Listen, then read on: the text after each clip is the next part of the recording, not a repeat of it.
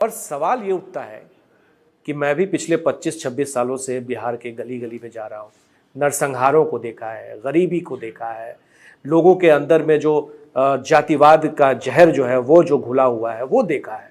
आप भी वही सब देख रहे हैं। पर सवाल है कि आपके पास क्या वो रोड मैप है, क्या वो ब्लूप्रिंट है जिसके आधार पर आप कह रहे हैं कि आमूल चूल परिवर्तन ला देंगे, बिहार में कुछ ऐसा करेंगे जो आज तक किसी ने किया नहीं। पहली बात तो प्रकाश जी, आपने शब्द प्रयोग किया आंदोलन का। मेरा व्यक्तिगत तौर पर आंदोलनों में कोई यकीन नहीं है। मैं हर गांव-गांव में जाकर मैंने कहा है कि लोगों को ये समझने की ज़रूरत है कि आंदोलनों से सामाजिक व्यवस्था को बदला नहीं जा सकता है। आंदोलन जो है, अगर आप पूरे मानव सभ्यता के इतिहास को देखेंगे, पढ़ेंगे पूरे दुनिया में, तो फ्रांस की क्रांति को अगर आप अपवाद के तौर पर हटा दें तो दुनिया में किसी भी आंदोलन से किसी नई व्यवस्था का सृजन नहीं हुआ है। आंदोलन जो है वो तेज हथियार के जैसा है जिससे आप बड़े से बड़े वृक्ष को काट सकते हैं। उससे आप पौधे को वृक्ष नहीं बना सकते हैं। आपने जो जिन दो आंदोलनों का जिक्र किया, जेपी आंदोलन से उस समय की सत्ता में बैठी कांग्रेस इंदिरा जी को सत्ता से हटा दिया गया, लेकिन देश में या बिहार में एक नई सत्ता, एक नई व्यवस्था का जन्म नहीं हुआ। अन्ना आंदोलन से देशव्यापी आंदोलन हुआ, उससे उस समय की सरकार को नुकसान हुआ, वो सत्ता से कांग्रेस यूपीए की सरकार हट गई, लेकिन उससे कोई नई व्यवस्था का सृजन नहीं हुआ। ये मानव सभ्यता का इतिहास बताता है कि आंदोलनों से आप लोगों को सत्ता से हटा सकते हैं, नई व्यवस्था नहीं बना सकते हैं। तो जन सुराज उस मायने में आंदोलन नहीं है, ये एक प्रयास है जो कि मूलतः गांधी जी की बातों से प्रभावित है। लेकिन आप तो 2 अक्टूबर से अब नई पार्टी आप बनाने जा रहे हैं। नहीं, और उसमें तो आप वोट मांगेंगे? नहीं, बिल्कुल नहीं मांगेंगे। मैंने पहले भी नहीं मांगा है और आगे भी नहीं मांगेंगे। लोगों को हम इतना ही बता रहे हैं। तो वो पार्टी फिर करेगी क्या? भाई पार्टी लड़ेगी, अगर वो पार्टी सही उनकी पात्रता होगी तो लोग उनको वोट देंगे। उनका एजेंडा क्या होगा? उनका एजेंडा यही है कि बिहार में विकल्प के, अब लोग इससे सहमत होते हैं कि नहीं भैया जो रास्ता आप बता रहे हैं ठीक है, लेकिन विकल्प तो होना चाहिए। हम लोग किसको दें? हम लोग को तो तीनों लोगों ने किसान जी सुनिए, 1 मिनट, आपने कहा किसको दें? मैं ये सवाल लोग करते हैं तो उनको बताया जाता है कि आपके पास विकल्प नहीं है तो आप आकर विकल्प बनाइए। तो लोग कहते हैं भैया हमको राजनीति की समझ नहीं है, हमारे पास तो संसाधन नहीं है, हम चुनाव कैसे लड़ेंगे? तो हम कह रहे हैं कि हम आपको मदद कर रहे हैं, आप आइए, खड़े होइए। यही इसी सवाल पे मैं आ रहा था। ये इंटरव्यू बिहार के वो लोग, देश के वो लोग, तमाम लोग देखें जो ये जानना चाहते हैं कि प्रशांत किशोर के पिटारे में आखिर वो कौन सा तरकश है उनके कमान में कि जिससे वो लोगों को ये बता सकेंगे कि आखिर बिहार में क्या आमूल चूल परिवर्तन करेंगे और वो कैसे। मैंने इसीलिए सवाल पूछा था आपसे कि ब्लूप्रिंट क्या है, वो रोड मैप क्या है। जैसे आप गाँव में गए, आप सड़कों से गुजरे, लोगों से देखे, फटेहाली देखी, गरीबी देखी, बदइंतज़ामी देखी, आपने बहुत ख़राब व्यवस्था देखा, पंचायतों की स्थिति देखी, 3 टियर सिस्टम है बिहार में भी। तो ऐसे में आपने तो कोई रोड मैप तैयार किया होगा? बिल्कुल, रोड मैप तैयार कर रहे हैं, वो क्या है? कर रहे हैं बिहार में। जो देखिए, रोड मैप तो पूरा ही जारी करेंगे, पूरे बिहार का करेंगे, हर पंचायत का करेंगे। लेकिन जो 3 बातें अगर आपको मैं शॉर्ट में अभी बताऊं कि 15 साल से कम उम्र के बच्चों की पढ़ाई जो है, जब तक उसको नहीं सुधारा जाएगा तब तक समाज पर आश्रित रहने वाले लोग, समाज पर, व्यवस्था पर बोझ बनने वाले डिपेंडेंट लोगों की संख्या बढ़ती जाएगी। तो पहला जो प्रयास है कि उस पूल में और लोगों को आने से रोका जाए। तो 15 साल से कम उम्र के जो बच्चे हैं, प्राइमरी और सेकेंडरी एजुकेशन में आमूल चूल परिवर्तन लाया जाए। जैसे एक मैं आ रहा हूँ, जैसे कोई एक परिवर्तन मैं बता रहा हूँ, मैं उस पर आ रहा हूँ। पहले पूरा मॉडल समझ लीजिए। 15 साल से 50 साल, 45-50 साल के जो उम्र है के लोग हैं, अगर शिक्षा सुधर भी जाए तो अब उनका जीवन सुधरने वाला नहीं है। उनके पास कुछ न कुछ स्किल है, वो प्लम्बर हैं, वो मेसन हैं, वो रोजगारी कर सकते हैं, वो बाल काट सकते हैं, वो फॉल सीलिंग बना सकते हैं, वो इलेक्ट्रीशियन हैं। वो लोग बिहार में भी हैं, बिहार के बाहर भी हैं। उनको पूंजी उपलब्ध कराया जाए ताकि वो मजदूरी करना छोड़कर छोटे मोटे एंटरप्रेन्योर बन सकें, रोजी रोजगार पैदा कर सकें।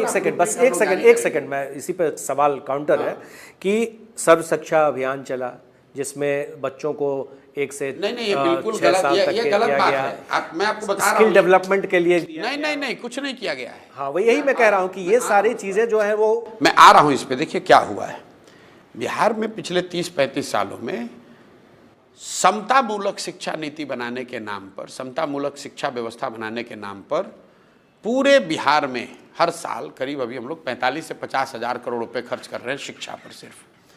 और पूरे बिहार में स्कूल के नाम पर बिल्डिंग बना दिए गए।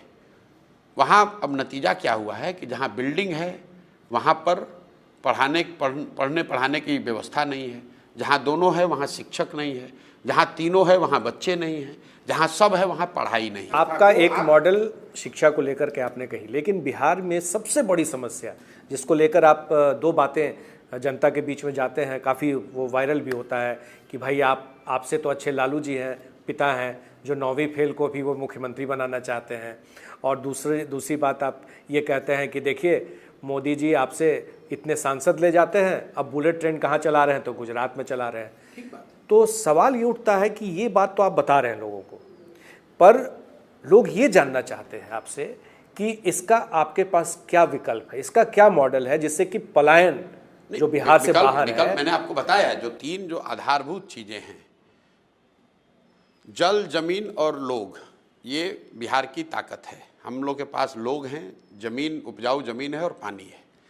और इन तीनों को हारने से हम लोग तब कर पाएंगे जब हमारे पास शिक्षित लोग होंगे, युवाओं के पास रोजगार का साधन होगा और बुजुर्गों को एक सम्मानजनक जीवन जीने की स्थिति हो।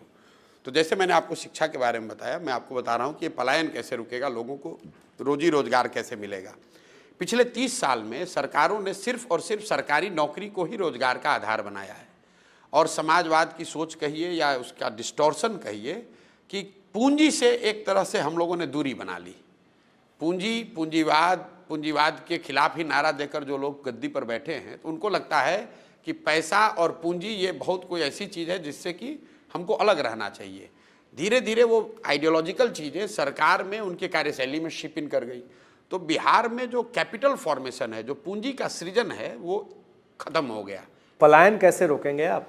पलायन रोकने का बस वही उपाय है कि क्योंकि हमारे दर्शक ये जानना चाहते हैं कि प्रशांत किशोर ऐसा क्या मैजिक करने वाले हैं जिससे कि पलायन रुकेगा। बिल्कुल एकमात्र इसका पलायन रोकने का तरीका है यहाँ के लोगों को वार फुटिंग पर पूंजी उपलब्ध कराना। तो आप ये दावा करते हैं कि पलायन को आप रोक देंगे? 1 साल के अंदर जब जन सुराज की व्यवस्था बनेगी तो साल भर के अंदर distress migration will stop and people will start coming back. एक अब इन सब सवालों से, क्योंकि आपने ब्लूप्रिंट बताया हमारे दर्शकों को, अब जब प्रशांत किशोर हो तो राजनीतिक बात ना हो, यह कैसे हो सकता है? नीतीश कुमार में आपने क्या ऐसा देखा जिसको लगा कि आपको उनके साथ चलना चाहिए था, और वो कौन सा पॉइंट आया जहां आपने सोचा कि अब इनके साथ नहीं जा सकते? नहीं, देखिए, लगा ये कि हम वो लोग हैं प्रकाश जी जिसको बिहार में आकर राजनीति करने की न कभी मंशा रही है, न मैंने कभी सोचा कि मैं बिहार में आकर राजनीति करूंगा।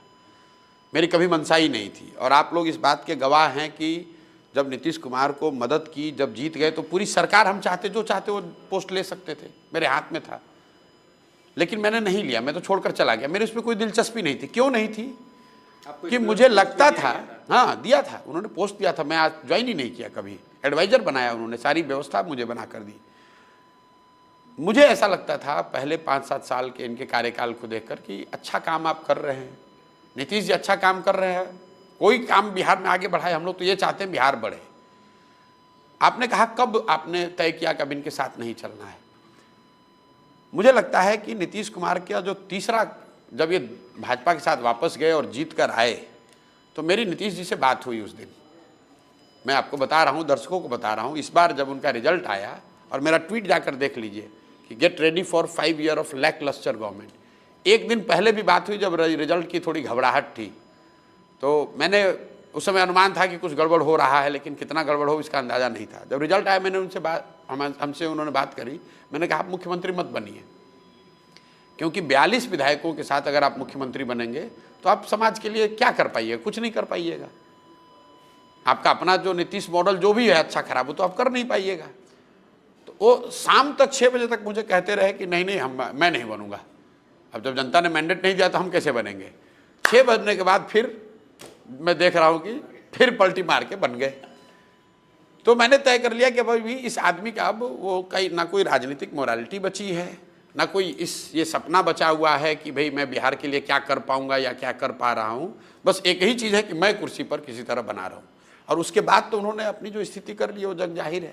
तो आप उनको शायद प्रधानमंत्री तक पद पर ले जाना चाहते थे? नहीं, देखिए, अब जाना नहीं जाना वो तो हम लोग बिहारी होने के नाते मैं तो हमेशा ये चाहूंगा कि भाई अपने राज्य का कोई आदमी वहां पहुंचे। नहीं, क्योंकि आप उसी अभियान में लगे हुए थे। और नीतीश कुमार में किसी एक दौर में वो क्षमता कई लोगों को दिखी थी कि इस आदमी में वो क्षमता है, ये कर सकते हैं, लेकिन नीतीश कुमार ने खुद से अपना खड्डा खोदा, खुद से ही। अब 15 के चुनाव के बाद मैं क्या कहूँगा, पूरे देश ने माना कि भाई मोदी को ये चुनौती दे सकते हैं। आज गांव-गांव में लोग गाली दे रहे हैं कि भाई इससे ज़्यादा भ्रष्ट कोई सरकार नहीं देखी। जो नीतीश कुमार जंगल राज के खिलाफ आए, आज गांव-गांव में लोग कह रहे थे कि जो लालू का राज था वो तो अपराधियों का जंगल राज था, नीतीश का राज अधिकारियों का जंगल राज है।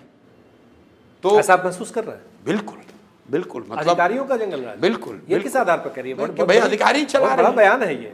नहीं, मैं तो रोज कहता हूँ ये। कैसे? मैं बता रहा हूँ, वही उसने जो बोला वो बता रहा हूँ कि लालू जी के राज में जो अपराधी था वो गन लगाकर रात में लूटता था। नीतीश के राज में जो अधिकारी है वो कलम लगाकर दिने में लूट रहा है।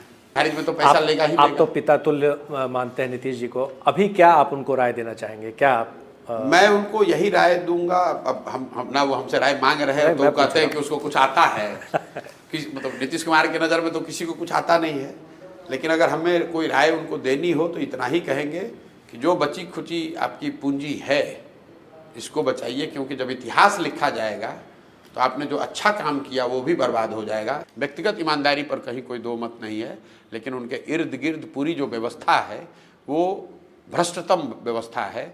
और ये नीतीश जी को समझना चाहिए कि आप मुख्यमंत्री अगर आज से 2 साल पहले छोड़ दिए होते तो बिहार में बहुत बड़े महापुरुष के तौर पर 5 बरस पहले छोड़ दिए होते तो माने जाते, प्रधानमंत्री न भी बनते। अगर नीतीश जी 2020 में जब मैं इनको सलाह दे रहा था, अगर मुख्यमंत्री नहीं बने होते तो आज बिहार की जनता कह रही होती कि भैया चलिए वापस नीतीश कुमार को बुलाइए। आज नीतीश कुमार को बिहार की जनता कह रही है भैया कुछ हो, इस आदमी को हटाओ। आज उन्होंने अपनी दुर्दशा खुद से बनाई है। 2 नेता अभी उभर रहे हैं, एक तो तेजस्वी यादव है और दूसरे हैं चिराग पासवान। इन दोनों को आप कहाँ देख रहे हैं? देखिए, राज्य की राजनीति में तो चिराग जी हैं नहीं। चिराग जी को से मेरी दोस्ती भी है और मैं उनको बेहतर व्यक्ति मानता हूँ, अच्छे व्यक्ति हैं, अच्छे नेता भी हैं, कोई दिक्कत नहीं है। प्रयास कर अपने तरह से वो लगे हुए हैं, लेकिन वो ज़्यादातर उनके पिताजी ने भी ज़्यादातर राजनीति दिल्ली से की और चिराग जी ने भी अपनी राजनीति का केंद्र दिल्ली ही रखा है। बिहार में संगठन का विस्तार पार्टी वो तो है और मेरे उनको शुभकामना भी उस चीज़ के लिए है, लेकिन बिहार में ज़मीन पर उतरकर कोई बहुत लंबा बड़ा प्रयास उन्होंने नहीं करी है। उनमें शायद क्षमता है भी, लेकिन जो उनकी सोच है। क्या कभी भविष्य में आप दोनों नहीं, हमारी बातचीत होती रहती है। मतलब बातचीत तो हमारी चिराग जी से आज से नहीं, हमेशा चिराग और हम बातचीत होती रहती है, बातचीत करते हैं, लेकिन वो भाजपा के साथ हैं और उनकी अपनी प्राथमिकताएं हैं। तेजस्वी का जहाँ तक सवाल है, तेजस्वी यादव मेरे लिए आज भी लालू यादव के लड़के हैं, विशुद्ध तौर पर जाति की राजनीति करने वाले व्यक्ति हैं और अपनी समझ को बेहतर करने का कोई बहुत बड़ा प्रयास उन्होंने किया नहीं है। विपक्ष के नेता के तौर पर सदन में खड़े होकर भाषण दे देना और समाज को समझना, दोनों में फ़र्क है। लालू जी को चाहे कुछ भी आप कहिए, उनको समाज की समझ थी, समझ है, और वो समझ इसलिए है कि उन्होंने 20 साल 30 साल 40 साल ज़मीन पर मेहनत करके संघर्ष करके लालू जी ऊपर आए।